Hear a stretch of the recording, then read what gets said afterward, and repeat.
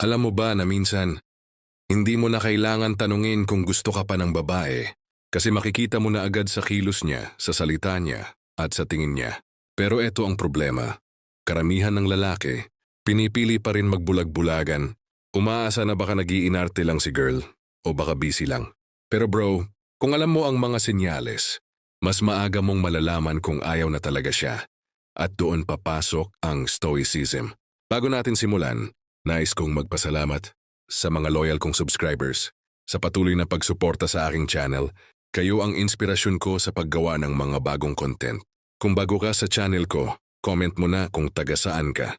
Sa video na to, ibabahagi ko sa iyo ang unang matinding sign na ayaw na ng babae at paano ito haharapin nang hindi ka mababasag, kundi mas lalo ka pang tatatag.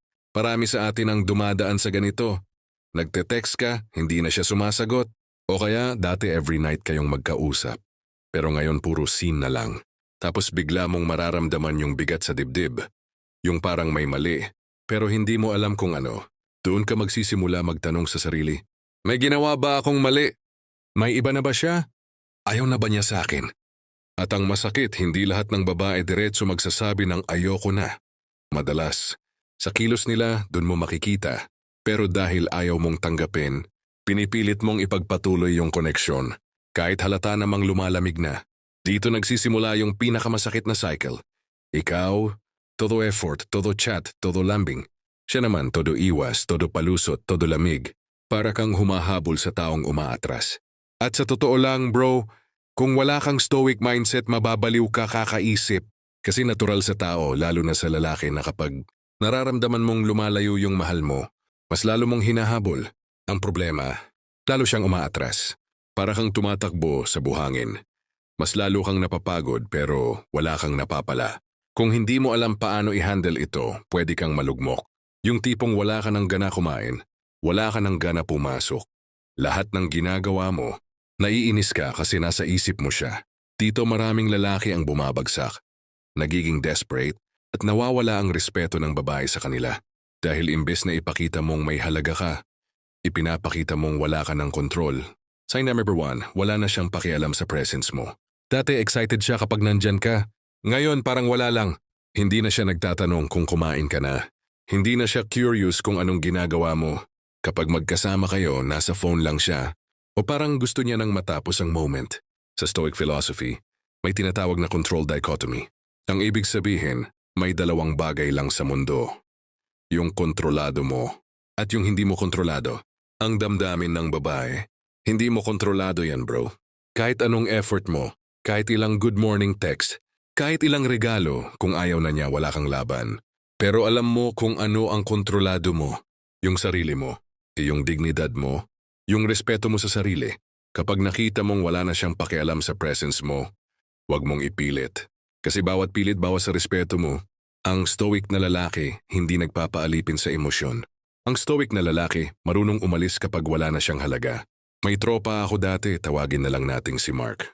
Dati, halos araw-araw silang magkasama ng girlfriend niya. Lahat ng gala, lahat ng okasyon present si girl. Pero dumating yung point na kapag magkikita sila, si girl laging may dalang excuse. Nasa phone lang, hindi na nakikinig, wala na sa mood. Si Mark anong ginawa? Lalo siyang nag-effort. Nagpadala ng bulaklak, chocolates, surprise visits. Pero anong nangyari? Mas lalo siyang na-turn off. Kasi nakita ni girl na desperado siya. Kung stoic mindset lang sana si Mark, malalaman niya agad. Hindi ko kontrolado ang feelings niya. Yung kontrolado ko lang ay kung paano ako magre-react. At kung hindi na ako importante sa presence niya, then time to walk away with dignity. Mga kapatid, tandaan niyo to. The more you chase, the more you erase your value. Sa stoicism, ang tunay na strength ay hindi yung kaya mong ipilit, kundi yung kaya mong tanggapin. Ang babae may freedom siya kung gusto ka pa niya o hindi. At bilang lalaki, may freedom ka rin. Freedom na hindi magpauto sa emosyon. Freedom na piliin ang dignidad kaysa desperasyon. Kapag ang isang babae, bigla na lang nawalan ng effort kahit simpleng reply o simpleng kamusta. Man lang, bro, kailangan mo nang magising kasi effort is energy. At kung wala ng effort, ibig sabihin wala ka na ring space sa puso niya. Pero paano mo haharapin to nang hindi ka masisira? Lahat tayo dumaan sa stage na ito. Dati siya pa yung unang nagme-message. Siya pa yung nagtatanong kung kumain ka na. Siya pa yung nag-aaya makipagkita. Pero ngayon, tahimik. Para bang lahat ng effort nanggagaling na lang sa'yo. Ang masakit, iniisip mo na baka busy lang siya. O baka may pinagdadaanan lang. So anong gagawin mo? Magdo-double effort ka. Magpapadala ka ng mas maraming message, mas maraming tawag, mas maraming dahilan para lang makuha yung atensyon niya. Pero dito ka nagkakamali. Kasi sa halip na lumapit siya, lalo siyang lalayo. Ikaw naman mas lalo mong mararamdaman yung sakit ng rejection. Bro, isipin mo to. Nasa relasyon ka pero para kang mag-isa. Ikaw yung nag-e-effort. Ikaw yung nag-iisip ng plano. Ikaw yung laging umaabot. Pero siya, wala. Para kang nakikipag-date sa multo. At ito ang pinakamasakit. Kapag tinanong mo siya, bakit parang wala ka ng effort? Sasabihin niya, wala lang. Busy lang ako.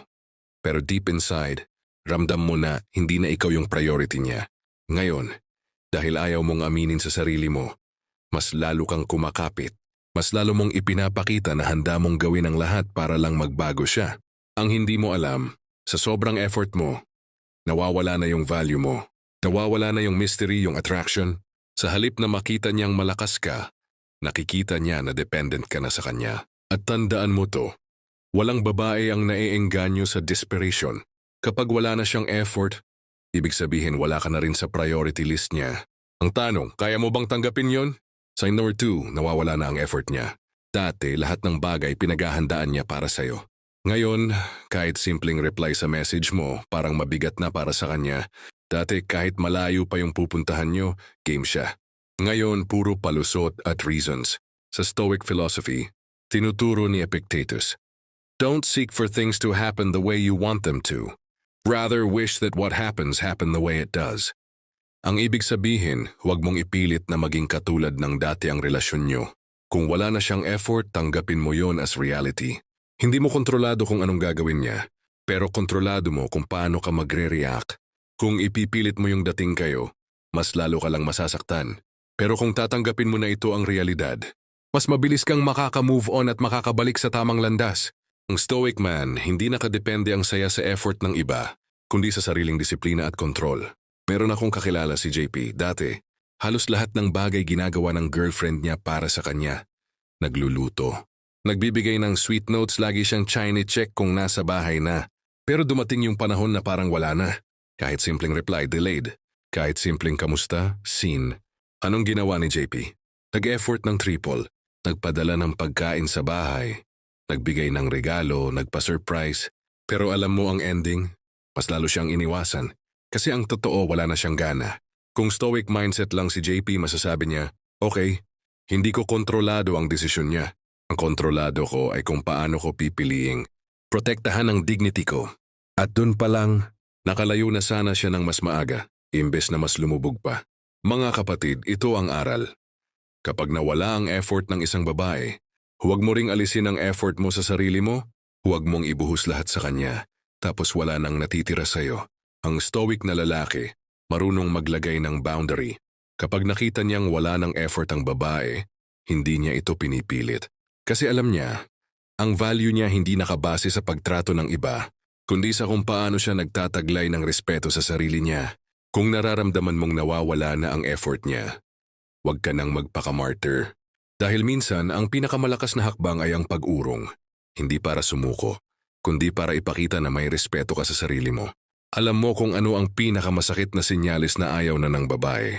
Yung hindi na lang siya physically absent or emotionally cold, pero mentally, wala ka na talaga sa isip niya. At bro, kapag dumating ka na sa puntong yon, walang amount of chasing, gifts, o lambing ang makakabalik ng dati. Dati, lahat ng bagay kinukwento niya sa'yo. Kahit simpleng nangyari sa araw niya, ikaw yung unang makakaalam.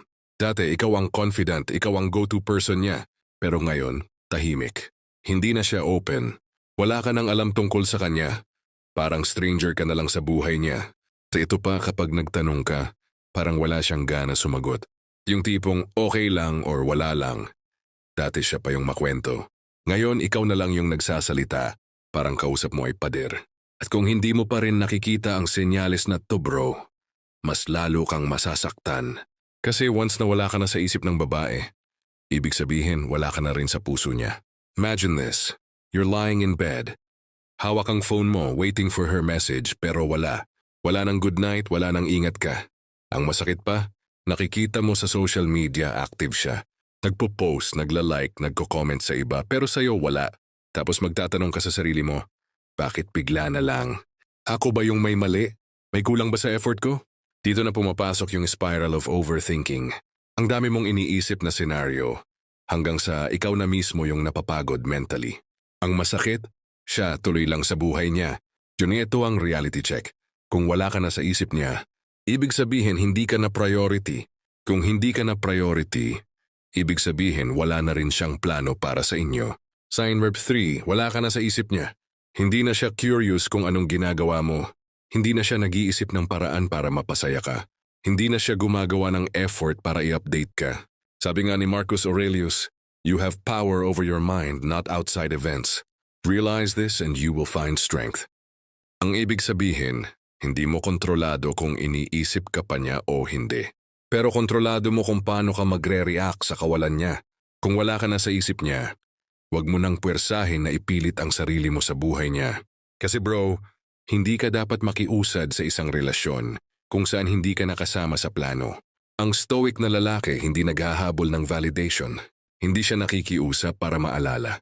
Ang stoic na lalaki, marunong lumabas ng tahimik, marunong mag-move forward na may dignidad. Meron akong kilala si Carlo. Dati, siya yung best friend at boyfriend in one ng girlfriend niya. Lahat ng problema ni girl siya ang kausap. Lahat ng plano, siya ang kasama. Pero dumating yung panahon na parang hindi na siya parte ng picture. Nalaman niya na lang sa social media na may mga lakad si girl na hindi siya sinabihan. Nalaman niya sa iba yung mga struggles ni girl. Pero siya, hindi na kinausap. Anong ginawa ni Carlo? Sa una, naghabol. Nagalit, nagtampo, nagtanong ng paulit-ulit. Bakit hindi mo na ako kinakausap? Bakit hindi mo na ako sinasama? Pero sa huli napagod din siya. At nung natutunan niya yung stoicism, doon niya na-realize hindi ko kontrolado ang iniisip niya. Ang kontrolado ko lang ay kung paano ko tatanggapin at igagalang ang sarili ko. Nung tinanggap niya yon, mas mabilis siyang nakamove on. Hindi naging madali pero naging malinis. At higit sa lahat, hindi na siya nabaliw kakahabol sa taong wala na talagang isip para sa kanya. Mga kapatid, ito ang pinaka-essence ng stoicism. Detach from what you cannot control and focus on your own growth. Kapag wala ka na sa isip ng babae, ibig sabihin tapos na ang papel mo sa kwento niya. At anong dapat mong gawin? Gumawa ka ng sarili mong kwento kasi hindi mo kailangan ng babae para maging buo. Ang tunay na stoic na lalaki, buo siya sa sarili niya. At kung may darating mang babae na makakasama niya, bonus na lang yon, hindi necessity. Kung dumating ka na sa puntong hindi ka na iniisip ng babae, huwag mo nang ipilit ang sarili mo. Hindi mo trabaho na kumbinsihin siya. Hindi mo trabaho na ipaalala ang value mo. Ang trabaho mo ay alagaan ang sarili mo at siguraduhin na hindi mo malilimutan ang halaga mo. Maraming lalaki ang natutulog na umiiyak, nagre-reflect kung bakit hindi na siya mahal ng babae. Maraming nagdadalawang isip kung dapat ba siyang humabol o mag-move on. At problema dito bro, maraming lalaki ang nagkakamali sa dalawang bagay. Huwian, pinipilit ang relasyon kahit tapos na. Nagiging desperate at nawawala ang self-respect. Turito, nakakulong sa emosyon. At hindi nakakapag-grow, ang energy niya nauubos sa kung ano ang hindi niya kontrolado. Dahil dito maraming lalaki ang naiiwan sa stage ng bitterness at regret. Pero dito papasok ang stoicism.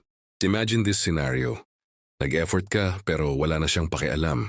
Nagpakita ka ng effort pero wala na siyang effort. Pinilit mo siyang isipin ka pero wala na. Mararamdaman mo yung sakit sa loob. Bro, yung parang nawawala ka na sa mundo niya. Pero nandyan ka pa rin sa memory niya. And sa huli, kung hindi mo gagamitin ang mindset ng stoicism, mas lalo kang masasaktan. Kaya kung gusto mo maging mas matibay kaysa dati, kailangan mong matutunan kung paano i-handle ang rejection ng may dignidad. Step 1. Tanggapin ang reality. Stoicism teaches, you can't control what others do, only how you respond. Kung ayaw na ng babae, tanggapin mo agad. Huwag kang mag-denial. Hindi mo puwersa ang nararamdaman ng tao. Kapag tinanggap mo ito, hindi ka na stressed sa mga bagay na hindi mo kontrolado. Step 2. Protect your dignity. Kapag nawalan ka ng value sa mata ng babae, Huwag mong ibigay ang sarili mo. Huwag kang magpadala sa sakit.